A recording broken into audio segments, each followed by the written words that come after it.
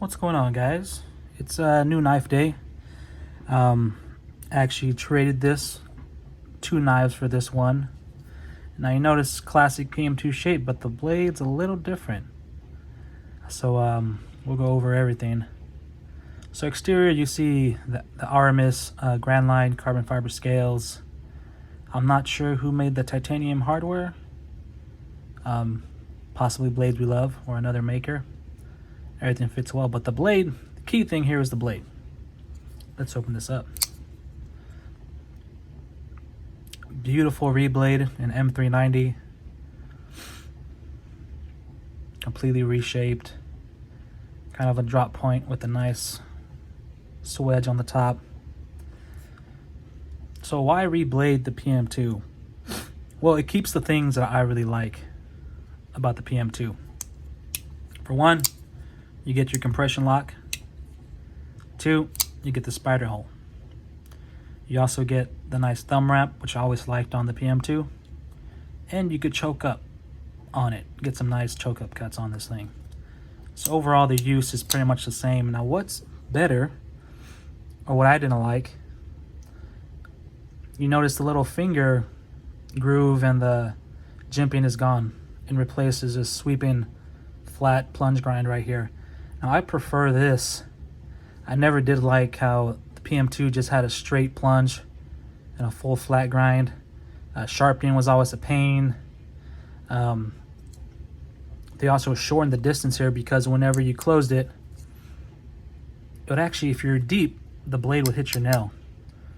This doesn't do that. I could put my nail deep as I can, and this does not hit your nail. With the PM2, the little nub you get, it always came down and hit your nail. So you had to be a little further back. But with this, I gotta worry about that. It's still super smooth and everything.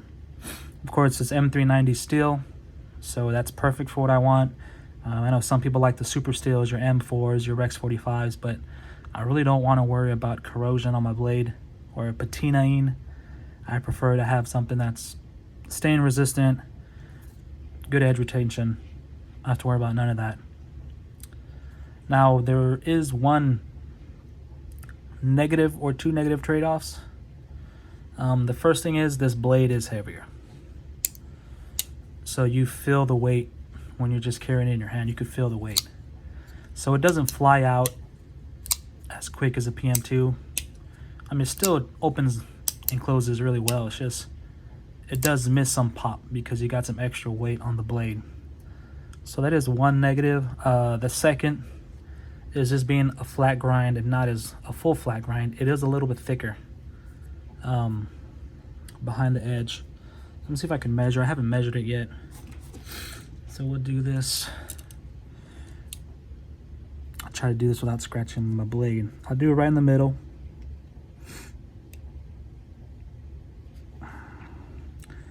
Either my thing's wrong or that's really good. It said 15 thousandths.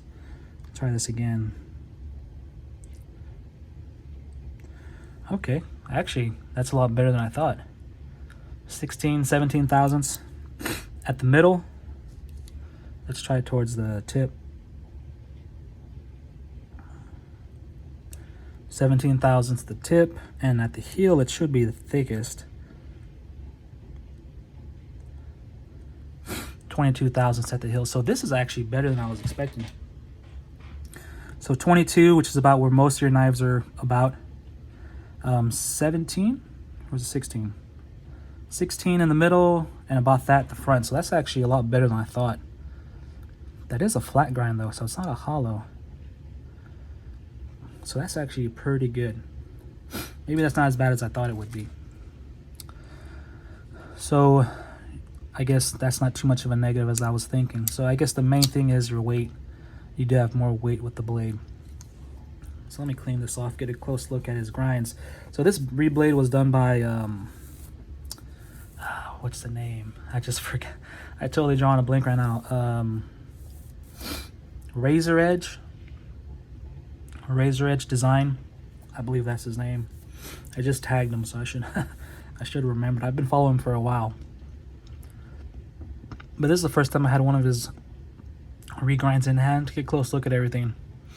So everything looks great. You could tell the satin flats, nice straight lines, no little wavy lines. It looks well professionally machine done, so it looks great.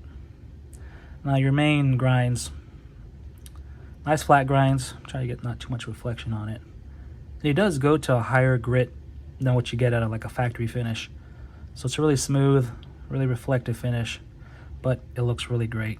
Just taking some light off it. His spider hole, really good. You can see the finish on the inside. Nice finish on the spider hole.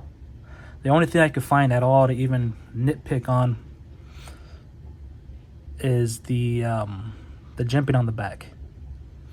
Maybe you can, maybe you can't see it. There's some burrs on the inside. So I'm thinking the jimping was done correct, but when he went to give it the satin finish, it created some burrs on the top of this jimping. But that's easy fix.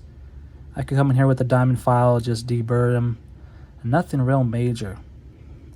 So I've already taken apart, cleaned it, inspected at the blade, and I didn't find anything that looked wrong or bad at all. So here's the finish on the inside. Looks good, nothing to complain about. Lockup is still about what you get from a new PM2, so I don't have to worry about that on this one. So overall, really impressed with just his reblade. Now I didn't get the factory blade with it. He kept that, or he sold it, I think, to help pay for this. And the price he told me just for the reblade, I believe it was somewhere around $450. So that's a good chunk of change for this reblade. You could buy a couple PM2s with that much money. But I think I get what I wanted. I've owned a couple PM2s, traded them, sold them, just because I was always worried about the tip being weak, and I didn't like the choil or the straight plunge grind. So now we got that both fixed. We got a nice reinforced tip, not too thick, but definitely stronger than the PM2. A nice sweeping plunge grind in it. You still get a good choke up on it. I mean, it's not as positive as the PM2 where you got some jimping, but you're mainly going to be using your thumb. This is just to kind of choke up on it, but really good. Really good thought out blade shape. So props to Razor Edge for this design. Works really good. All the grinds look even. Nothing looks uneven. So good work on that. So for the rest of the knife, we got the Aramis. I couldn't remember his last name. Grand Line carbon fiber scales. I really do like the texture. It's not as grippy as your PM2 factory scales, but you kind of get a trade-off. You get a nice radius, kind of a partial. You get a radius here and then a little flat here. So the ergonomics are better. The grip alone is really good. As far as carbon fiber, this is probably good as you're going to get. These milling lines that are on it. So it actually feels really good. The ergonomics are better than factory PM2 because you got some roundness, some contour into it. So everything's really good. So if you're looking for carbon fiber, I definitely would recommend these. Clip, it looks like they tried to do an acid wash and not a really good one, so I'll probably redo this or get a aftermarket one, maybe a backspacer for it. Overall, I'm really impressed with it. I'm happy to have another PM2, a nice custom one at that. I had a little lock stick right there. I did just take it apart and oil it. Maybe I put too much oil.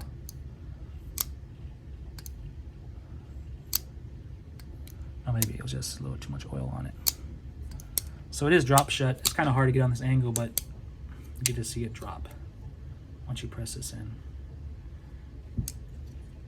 Like I said, it is a little heavier, so it doesn't flick out as good. You could feel the weight when you flick it. But to me, I think the trade-off is worth it. You get a usable blade shape, what I prefer. A drop point, a little more reinforced, easier to sharpen. I think it's just a beautiful blade shape. Now, I know a lot of people don't like the PM2 shape. You basically just cut this off. Try to get the angle on it. You cut this whole nose off, have a straight grind. you have a PM2 and just do a full flat grind. So I do like this little change and a little switch at the top. It actually changes it a lot. That and the plunge grind completely changes it, and I think it just looks really great. Well, that's about all I got. Thanks for stopping and watching the video. Laters, guys.